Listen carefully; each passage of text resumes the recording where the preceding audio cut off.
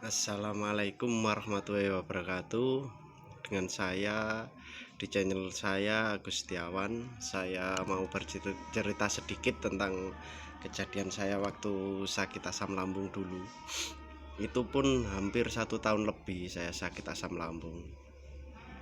Pertama itu saya nggak ngerti kalau saya itu terkena asam lambung GERD. Itu saya itu pulang kerja, terus di rumah itu ada hajatan. Akhirnya kan saudara-saudara berkumpul, kalau di Jawa itu bilang melean. Nah, itu sampai malam itu sampai 3 hari itu ada kegiatan kayak gitu, berkumpul-kumpul masakan. Saya itu nggak gimana ya, nggak tahu kalau itu asam lambung. Soalnya kan waktu saya pertama kali terkena itu saya kiranya masuk angin biasa gitu. Cuman rasanya itu beda kayak masuk angin biasa. Di sini nih, di dada kiri ini tembus ke belikat. Sakit banget. Terus saya itu tengah malam jam 2 waktu bercanda-canda, kok kepala saya kok berat, klieng-klieng, mandang sekeliling itu kayak berputar. Akhirnya saya itu lari ke dalam rumah. Ke dalam rumah itu istri saya itu tanya, kenapa, ada apa? Itu kepalaku pusing, saya bilang gitu. Kata istri saya, habis makan apa kok bisa pusing?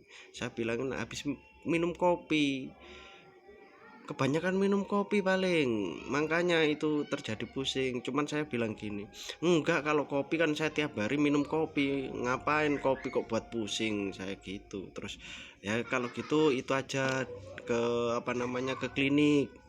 Saya nggak mau dibawa ke klinik, soalnya kan udah malam. Akhirnya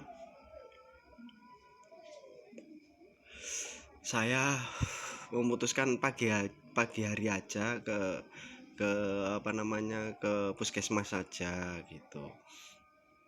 Saya dibawa ke puskesmas pagi hari itu waktu malam sampai pagi itu nggak bisa tidur saya. Dada saya itu berdebar-debar, kayak jantung itu berdebar-debar kayak nggak ada hentinya. Itu berdebar-debar, klieng-klieng, itu nggak bisa, saya itu nggak bisa jalan, merayap di tembok-tembok gitu. Langsung masuk ke kamar, di bopong istri saya itu, langsung saya disuruh rebahan, disuruh tidur. Saya nggak bisa tidur sampai pagi. Akhirnya pagi saya ke puskesmas, diperiksa dokter. Akhirnya disuruh rawat inap itu selama 3 hari, dan saya diambil darah, dites, itu semuanya normal, nggak ada nggak ada penyakit. Akhirnya saya memutuskan istri saya suruh bawa pulang saya aja, soalnya kan nggak ada penyakit gitu. Cuman rasa lemesnya itu kayak mau pingsan itu terus. Saya pulang ke rumah sama istri saya, itu udah mendingan, agak mendingan. Itu saya itu makan sambal, tetap makan sambal, minum kopi, kok malah semakin parah. Malah saya nggak bisa, uh, gimana ya, ngelihat itu mata saya itu kayak buram, lihat itu kayak gimana ya, kabur gitu. Terus rasa lemesnya itu semakin hebat. Saya itu ketakutan, takut ntar terjadi gini gitu. Saya takut, soalnya selama seumur hidup saya nggak pernah sakit kayak gini.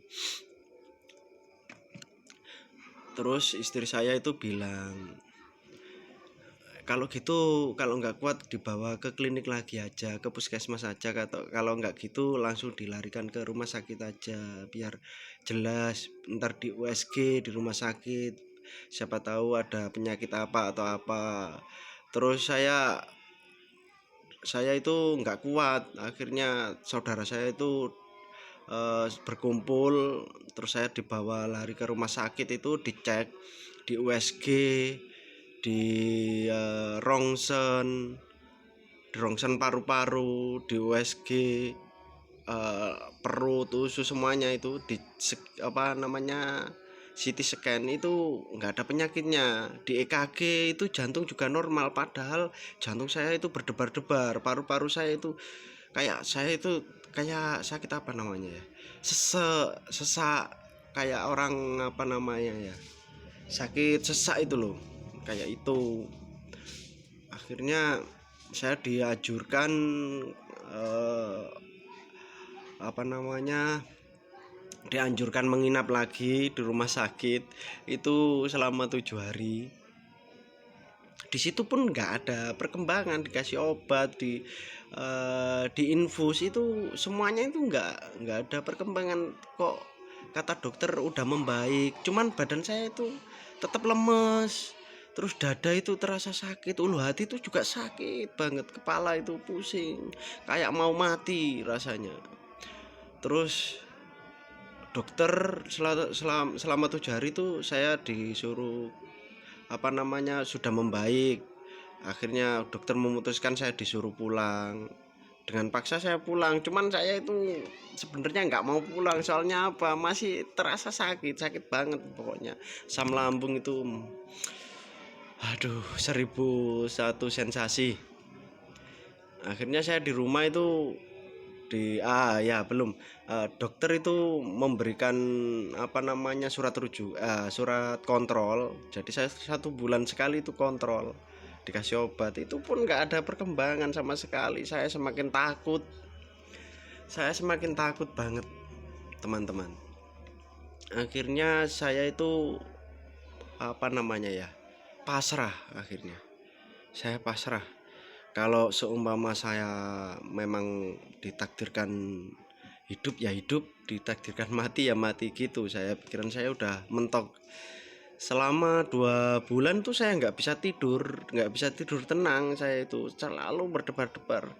Itu 1 hari itu kalau tidur itu cuman 1 jam 2 jam itu terbangunnya itu dada sini ini berdebar-debar terus, jantung ini berdebar-debar. Saya nggak bisa tidur sama sekali. Jadi saya merasakan apa yang dirasakan teman-teman. Asam lambung itu memang sensasinya Masya Allah sangat-sangat menyiksa.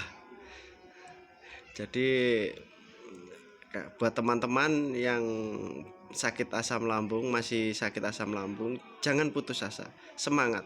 Saya sudah sembuh total, pasti teman-teman juga bisa sembuh total. Nantikan video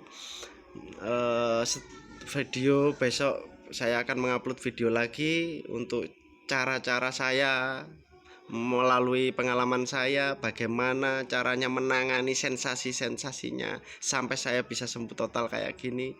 Saya akan mengupas semuanya untuk teman-teman, supaya teman-teman yang masih terkena asam lambung bisa terbebas segera dari asam lambung. Cukup sampai di sini video saya. Terima kasih. Assalamualaikum warahmatullahi wabarakatuh.